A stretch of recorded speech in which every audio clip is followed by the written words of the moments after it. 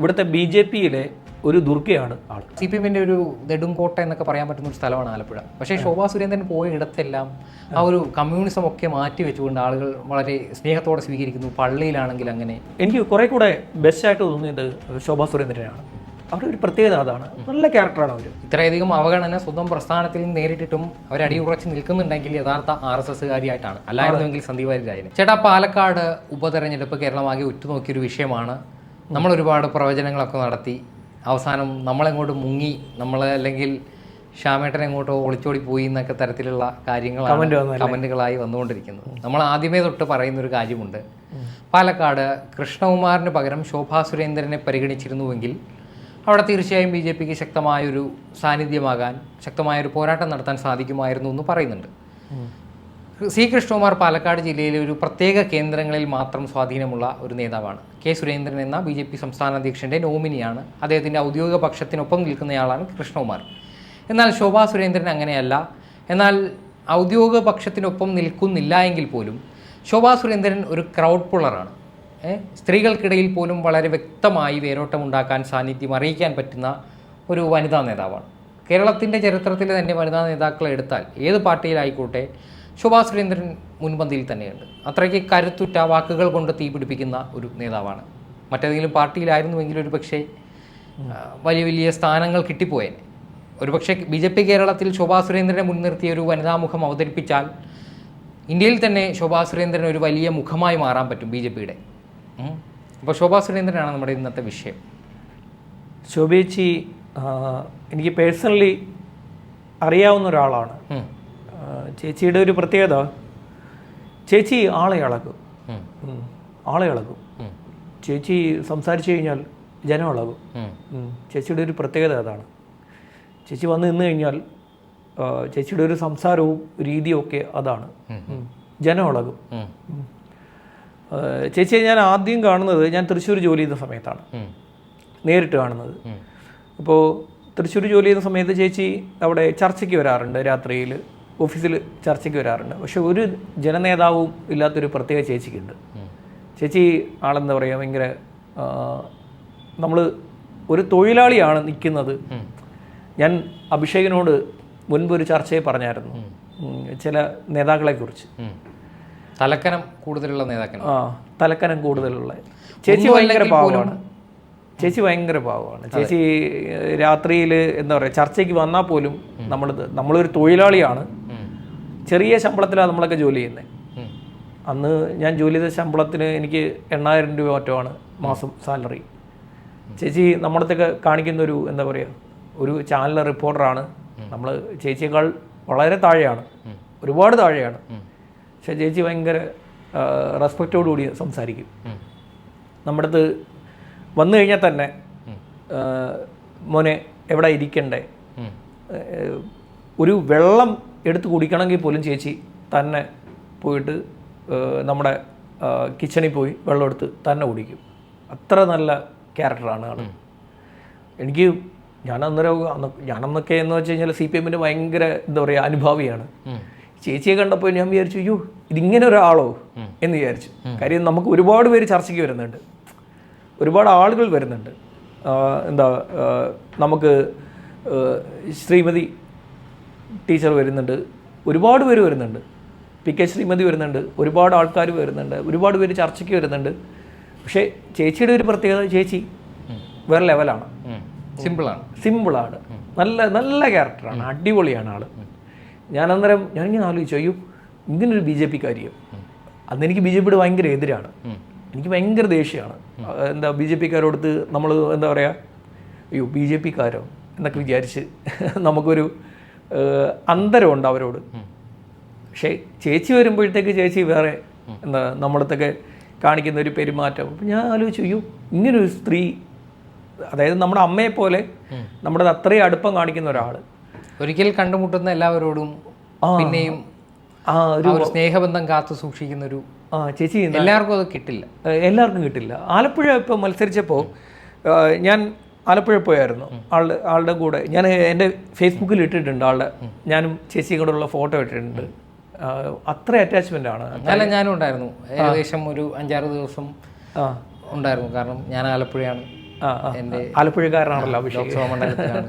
അപ്പോൾ തെരഞ്ഞെടുപ്പിൻ്റെ പ്രചാരണ ഘട്ടത്തിലെല്ലാം നമ്മൾ ഈ പോകുന്ന CPM-ന്റെ ഒരു നെടുങ്കോട്ട എന്നൊക്കെ പറയാൻ പറ്റുന്ന ഒരു സ്ഥലമാണ് ആലപ്പുഴ. പക്ഷേ ശോഭാ സുരേന്ദ്രൻ പോയ ഇടത്തെല്ലാം ആ ഒരു കമ്മ്യൂണിസം ഒക്കെ മാറ്റി വെച്ചുകൊണ്ട് ആളുകൾ വളരെ സ്നേഹത്തോടെ സ്വീകരിക്കുന്നു. പള്ളിയിലാണെങ്കിൽ അങ്ങനെ, ക്രിസ്ത്യൻ പള്ളികളിൽ ഞാൻ ശോഭാ സുരേന്ദ്രനൊപ്പം പോയിരുന്നു. ആ സമയത്തൊക്കെ ആളുകളുമായിട്ട് ഇടപഴകുന്ന, അവരോടുള്ള ആ പാർട്ടിയോടുള്ള വെറുപ്പുണ്ടെങ്കിൽ പോലും ആളുകൾക്ക് ചിലപ്പോൾ ഉൾക്കൊള്ളാൻ പറ്റിയെന്ന് വരില്ല BJP-യുടെ ആദർശങ്ങൾ അല്ലെങ്കിൽ അവരുടെ ആശയങ്ങളോട്.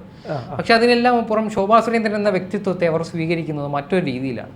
ആ ഒരു രീതി എന്നെ വല്ലാണ്ട് അത്ഭുതപ്പെടുത്തിയതാണ്. അത് ഓരോ സ്ഥലത്തും ഈ അമ്പലപ്പുഴയിൽ പോയി അവർ നടത്തിയൊരു പ്രസംഗമുണ്ട്. അമ്പലപ്പുഴ MLA അങ്ങോട്ട് നശിപ്പിച്ച് കളയുന്ന രീതിയിലുള്ളൊരു പ്രസംഗം CPM-ന്റെ ശക്തി കേന്ദ്രത്തിൽ പോയാണ് ഇത്തരത്തിലുള്ളൊരു പ്രസംഗം നടത്തുന്നത്. അപ്പോൾ ചേച്ചിയുടെ ഒരു പ്രത്യേകത, നന്നായിട്ട് ആളുകളുമായിട്ട് ഇടപെടും. അതെ, ഭയങ്കരമായിട്ട് ഇടപെടും. നന്നായിട്ട് നമുക്ക് കമ്മ്യൂണിക്കേറ്റ് ചെയ്യാൻ പറ്റും എളുപ്പം. ചേച്ചിയുടെ ഒരു പ്രത്യേകത അതാണ്. ഇപ്പോൾ സുരേന്ദ്രനാണ് ഈ പാർട്ടിയുടെ കടക്കൽ കത്തി വെക്കുന്ന ആള്. കെ സുരേന്ദ്രൻ, എൻ്റെ ഒരു തോന്നലാണ്. ഇത് പറയുമ്പോൾ ഒരുപാട് പേർ പറയും ഒരു തോൽവിക്ക് നേതൃത്വത്തെ കുറ്റം പറയാൻ വേണ്ടി കപട മുഖംമൂടിധാരികളായ BJP അനുഭാവികൾ ഇറങ്ങിയിട്ടുണ്ടെന്ന് പറയും. എന്തുകൊണ്ടല്ല എനിക്ക് തോന്നുന്നില്ല. എനിക്ക് സുരേന്ദ്രൻ്റെ കാര്യത്തിൽ എനിക്ക് കുറെ കൂടെ ബെസ്റ്റായിട്ട് തോന്നിയത് ശോഭാ സുരേന്ദ്രനാണ്. അവരുടെ ഒരു പ്രത്യേകത അതാണ്. നല്ല ക്യാരക്ടറാണ് അവർ, അടിപൊളിയാണ്. ഒരു തലക്കനമില്ലാതെ സാധാരണ പ്രവർത്തകരുമായിട്ട് ഇടപഴകാൻ പറ്റുന്ന സുരേന്ദ്രൻ ഇപ്പോൾ സുരേന്ദ്രന് കാണിക്കുന്ന ഒരു രീതിയുണ്ട്. സുരേന്ദ്രന്റെ സംസാരിക്കുന്ന ഒരു രീതിയും. പക്ഷെ സാധാരണ പ്രവർത്തകർക്ക് അപ്രോച്ചബിൾ ആയിട്ടുള്ള ആളെന്ന് വെച്ച് കഴിഞ്ഞാൽ ശോഭേച്ചിയാണ്. കാര്യം എനിക്ക് തോന്നിയതാണ്. കാര്യം ഞാൻ ഇതുവരെ കാണാത്ത, CPM-നകത്ത് കാണാത്ത അല്ലെങ്കിൽ കോൺഗ്രസ്സിന് കാണാത്ത ലീഡറാണ് ശോഭേച്ചിയുടെ ഒരു പ്രത്യേകതയാണ്. ഭയങ്കര ലീഡർഷിപ്പ് എബിലിറ്റി ഉള്ള, ഭയങ്കര കമ്മ്യൂണിക്കേറ്റീവ് ആണ്. ഏത് സാധാരണ പ്രവർത്തകനും ശോഭേച്ചിയോട് പോയി സംസാരിക്കാം, ആർക്കും സംസാരിക്കാം. ശോഭേച്ചിയുടെ ഒരു പ്രത്യേകത അതാണ്. ആർക്കും സംസാരിക്കാൻ പറ്റും. ആർക്കും ചെന്നിട്ട് നമ്മൾ എന്താ പറയുക, ശോഭേച്ചി എനിക്കൊന്ന് ഒരു കാര്യം പറയാനുണ്ട് എന്ന് പറഞ്ഞു കഴിഞ്ഞാൽ പുള്ളിക്കാരി കേൾക്കും. പുള്ളിക്കാരി ഭയങ്കര കമ്മ്യൂണിക്കേറ്റീവ്. അത് കേൾക്കാനുള്ള മനസ്സുള്ള നേതാക്കൾ ചുരുക്കമാണ്. ആർക്കും സമയമില്ല. ഒന്നുമല്ല, കേരളത്തിലൊന്നുമല്ല, രാജ്യം ഭരിക്കുന്നുണ്ട്. പക്ഷേ അതിന്റെ തഴമ്പ് ഇവിടെ കാണില്ലല്ലോ. മോദി നിന്നിട്ട് മോദിയുടെ എന്താ പറയുക കുട്ടികളോട് സംസാരിക്കാറുണ്ട്. ഒരു സുരേന്ദ്രൻ എന്താ സംസാരിക്കാൻ പറ്റാതെ? സുരേന്ദ്രന് സംസാരിക്കുന്നതിന് എന്താ പ്രശ്നം? എന്താ സുരേന്ദ്രന് സംസാരിക്കാം. ശോഭിച്ച് അതിനേക്കാൾ താഴെയാണ്. ചേച്ചി വന്ന് നിന്ന് സംസാരിക്കുന്ന ഒരു രീതിയുണ്ട്.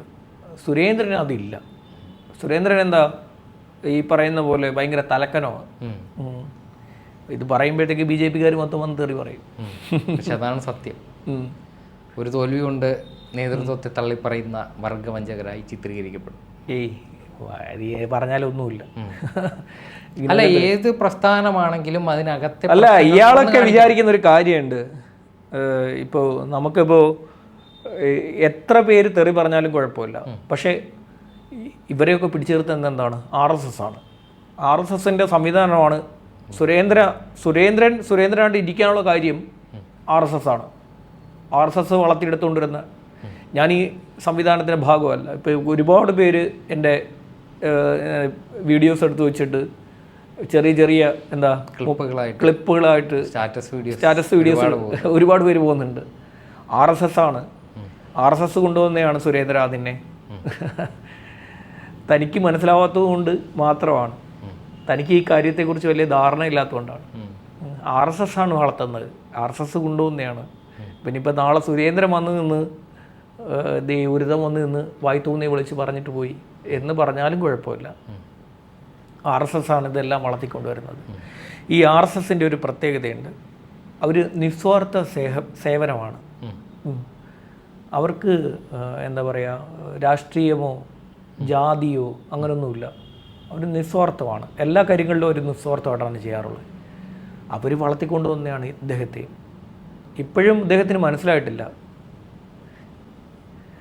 ചേച്ചിയുടെ ഒരു പ്രത്യേകത, പൂർണ്ണമായിട്ടും ചേച്ചി നിൽക്കുന്നത് നിസ്വാർത്ഥമായിട്ടാണ്. എന്തെല്ലാം നഷ്ടമുണ്ടെന്നറിയോ ആൾക്ക്. പേഴ്സണൽ ലൈഫിൽ ഞാൻ പറയുന്നില്ല, അറിയാമല്ലോ. ഒരുപാട് നഷ്ടം ചേച്ചിക്ക് സംഭവിച്ചു. ഒരുപാട് കാര്യങ്ങൾക്ക് ചേച്ചി കയ്യിൽ നിന്ന് പോയി. ഒരുപാട് കാര്യങ്ങൾ ചേച്ചിയുടെ ഈ ഒരു രാഷ്ട്രീയ പാർട്ടിക്ക് വേണ്ടി നിന്നതിൻ്റെ പേര് മാത്രം ചേച്ചിക്ക് നഷ്ടമുണ്ടായത് ചെറിയ കാര്യങ്ങളല്ല. അത്രയും നഷ്ടങ്ങളുണ്ടായ ആളാണ്. എന്നിട്ടും നിൽക്കുന്നില്ലേ? ഇത്രയധികം അവഗണന സ്വന്തം പ്രസ്ഥാനത്തിൽ നേരിട്ടിട്ടും അവരടിയുറച്ച് നിൽക്കുന്നുണ്ടെങ്കിൽ യഥാർത്ഥ RSSകാരിയായിട്ടാണ്. അല്ലായിരുന്നുവെങ്കിൽ സന്ദീപ് വാര്യരായനെ, അല്ലെങ്കിൽ സന്ദീപ് വാര്യരായി പോയനെ. മഞ്ഞൾ ശോഭയെന്നല്ലേ വിളിക്കുന്നത്? മഞ്ഞൾ ശോഭയെന്നാണ് വിളിക്കുന്നത് ഇവന്മാർ.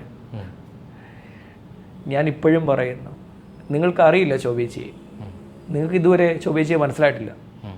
അത്ര ഗംഭീരമാണ് ആൾ. സുരേന്ദ്രൻ എന്ന് ശോഭേച്ചിയുടെ മുമ്പിൽ ഒന്നുമല്ല. കെ സുരേന്ദ്രൻ എന്ന് പറയുന്ന KS എന്ന് നിങ്ങൾ വിളിക്കുന്ന നിങ്ങളുടെ BJPയുടെ സംസ്ഥാന അധ്യക്ഷൻ ശോഭാ സുരേന്ദ്രൻ്റെ മുമ്പിൽ ഒന്നുമല്ല. അത്ര ഗംഭീര ആൾ. ഞാനിപ്പോഴും പറയുന്നു, ഇനിയും പറയും. ചേച്ചി അത്ര രസമാണ്, അടിപൊളിയാണ് ആൾ. ചേച്ചി ചെയ്തു വെച്ചത്, ചേച്ചി ഒരിക്കലും പ്രസ്ഥാനത്തെ വഞ്ചിച്ചിട്ടില്ല. ഈ പാർട്ടിയെ ചേച്ചി എത്ര അവഗണന നേരിടുമ്പോഴും സ്വന്തം പ്രസ്ഥാനത്തെ തള്ളിപ്പറയാതെ അതിൽ അടിയുറച്ച് നിൽക്കുന്ന, അതാണ് ഒരു യഥാർത്ഥ RSS പ്രവർത്തകയുടെ ഒരു ഗുണം. ചേച്ചിയുടെ ഗുണം അതാണ്. ദൈവന്മാർക്ക് മനസ്സിലാവില്ല. ഇവരിപ്പോഴും എന്താ പറയുക, നിങ്ങൾ എന്തോ വിശ്വസിച്ചോ, നിങ്ങൾ നിങ്ങളുടെ പാർട്ടിയോ നിങ്ങളുടെ നേതാവിനെയോ നിങ്ങളുടെ സംസ്ഥാന പ്രസിഡന്റിനെയോ എന്താണെന്ന് വെച്ചാൽ നിങ്ങൾ വിശ്വസിച്ചോ. പക്ഷേ നിങ്ങൾ അവരെ തള്ളിപ്പറയരുത്. അവരെ തള്ളിപ്പറഞ്ഞു കഴിഞ്ഞാൽ കാലം നിങ്ങൾക്ക് മാപ്പ് തരില്ല. അതാണ് സംഭവിക്കാൻ പോകുന്നത്. നിങ്ങൾ യഥാർത്ഥ BJPയുടെയോ RSSൻ്റെയോ പ്രവർത്തകനാണെങ്കിൽ നിങ്ങളവരെ തള്ളിപ്പറയരുത്. ഞാൻ ഇവിടുത്തെ എല്ലാ BJPയുടെയും RSSൻ്റെയും പ്രവർത്തകരോട് പറയുകയാണ്, നിങ്ങളവരെ തള്ളിപ്പറയരുത്. ഒരു കാരണവശാലും തള്ളിപ്പറയരുത്. അവരത്ര നല്ല സ്ത്രീയാണ്. ഒരു സ്ത്രീയെ കൊണ്ട് ചെയ്യാൻ പറ്റുന്ന എല്ലാവരും ചെയ്തിട്ടുണ്ട് നിങ്ങളുടെ പാർട്ടിക്ക് വേണ്ടി. നിങ്ങളുടെ പാർട്ടിക്ക് വേണ്ടി നഷ്ടപ്പെടാത്തവന്ന എല്ലാം അവർക്ക് നഷ്ടമുണ്ടായിട്ടുണ്ട്. സോ ഇനിയെങ്കിലും അവരെ കുറ്റം പറയാതിരിക്കുക. ഇപ്പോൾ ചർച്ച നടക്കുന്നുണ്ട്, എന്താ അവർ കാരണമാണ് പാലക്കാട് തോറ്റയെന്ന്. അവരൊരിക്കലും അത് ചെയ്യില്ല. എനിക്ക് തോന്നുന്നില്ല അവർ ചെയ്യുമെന്ന്. അല്ല, ശോഭാ സുരേന്ദ്രനെ സ്ഥാനാർത്ഥി നിർണയ പട്ടികയിൽ അല്ലെങ്കിൽ ആ ഒരു ഘട്ടത്തിൽ സ്ഥാനാർത്ഥി നിർണയ പട്ടിക പുറത്തു വരുന്ന നിന്നവരെ തോപ്പിക്കും. തോപ്പിക്കും, ഉറപ്പായിട്ടും തോപ്പിക്കും. 100% ഉറപ്പാണ്. പക്ഷെ അതിനെല്ലാം അപ്പുറം ഇപ്പോൾ കോൺഗ്രസിലേക്ക് പോയതും CPMലേക്ക് പോയതുമായ ഒരുപാട് വോട്ടുകൾ സമാഹരിക്കാൻ ശോഭാ സുരേന്ദ്രന് സാധിച്ചേനെ. ഈ വോട്ട് കിട്ടിയാൽ BJPക്കാർ വോട്ട് മറിക്കും, പക്ഷേ മറ്റുള്ള പാർട്ടികളിലെ വോട്ടുകൾ കൂടി സ്വന്തം പേരിലാക്കാൻ കെൽപ്പുള്ള ഒരു വനിതാ നേതാവ്. അതെ അതെ അതെ. ചേച്ചി നല്ല എന്താ പറയുക, ഈ ശരിക്കും പറഞ്ഞു കഴിഞ്ഞാൽ ഇവിടുത്തെ BJPയിലെ ഒരു ദുർഗയാണ് ആള്. ആളൊരു ദുർഗയാണ്. ആള് ഭയങ്കര എന്താ പറയുക, ഭയങ്കരമായിട്ട് കെൽപ്പുള്ളൊരു വനിതാ നേതാവാണ്. ഒരു സ്ത്രീ, എനിക്ക് ബഹുമാനം തോന്നിയ, ഞാൻ എൻ്റെ ലൈഫിൽ എനിക്ക് ബഹുമാനം തോന്നിയ ഒരു സ്ത്രീ എൻ്റെ അമ്മയാണ്. എൻ്റെ അമ്മ എനിക്ക് ഭയങ്കര ബഹുമാനം തോന്നിയിട്ടുണ്ട്. കാര്യം അത്രയും കേപ്പബിളാണ് അവൾ. കാര്യം എന്നെ എല്ലാ കാര്യത്തിലും എന്നെ നോക്കും. ഇനി എന്ത് സംഭവിച്ചാലും എന്നെ നോക്കും. ഇനിയിപ്പോൾ നാളെ ഇനി എന്താ പറയുക, നമ്മൾ അടുത്ത ചർച്ച നടത്താൻ പോകുന്നത് വണ്ടി ഇടിച്ച് എൻ്റെ കഥയാണ്. അതിൽ പോലും എന്നെ നോക്കിയ ആളാണ് എൻ്റെ അമ്മ. ശോഭ അമ്മാതിരി കെൽപ്പുള്ള സ്ത്രീയാണ്. ചില സ്ത്രീകൾക്ക് ഭയങ്കര പവറാണ്, അവർക്കൊരു ഓറ ഉണ്ടാകും, അവർക്ക് ഭയങ്കര കെൽപ്പാണ്. നമ്മൾ വിചാരിക്കുന്ന പോലെയല്ല. ചില സ്ത്രീകളെന്ന് പറഞ്ഞു കഴിഞ്ഞാൽ രാജ്യം ഭരിച്ച സ്ത്രീകളുണ്ട്. ഇന്ദിര രാജ്യം ഭരിച്ച ആളാണ്. രാജീവ് ഗാന്ധിക്കോ പിന്നെ എന്താ ജവഹർലാൽ നെഹ്റുവിനോ പോലും ഇല്ലാത്ത പവർ ഇന്ദിരയ്ക്കുണ്ടായിരുന്നു. ഇവിടെ എമർജൻസി പ്രഖ്യാപിച്ചു. എന്തിനാ വെടിവെച്ച് കൊന്നേ? അത്രയും പവറുള്ള ഒരു സ്ത്രീയെ വെടിവെച്ച് കൊല്ലാനുള്ള കാരണം അത്രയും പവറായിരുന്നു അവൾ. അതുപോലെ ശോഭേജി അത്രയും പവറുള്ള, നിങ്ങൾക്ക് വിലയില്ലെന്നേ ഉള്ളൂ, നിങ്ങളെ BJPക്കാർക്ക് വിലയില്ലെന്നേ ഉള്ളൂ. നിങ്ങളിപ്പോഴും ഈ സുരേന്ദ്രൻ്റെ പുറകെയാണ്. നിങ്ങൾക്ക് അറിയില്ല ശോഭേജി. അത് തന്നെയാണ്.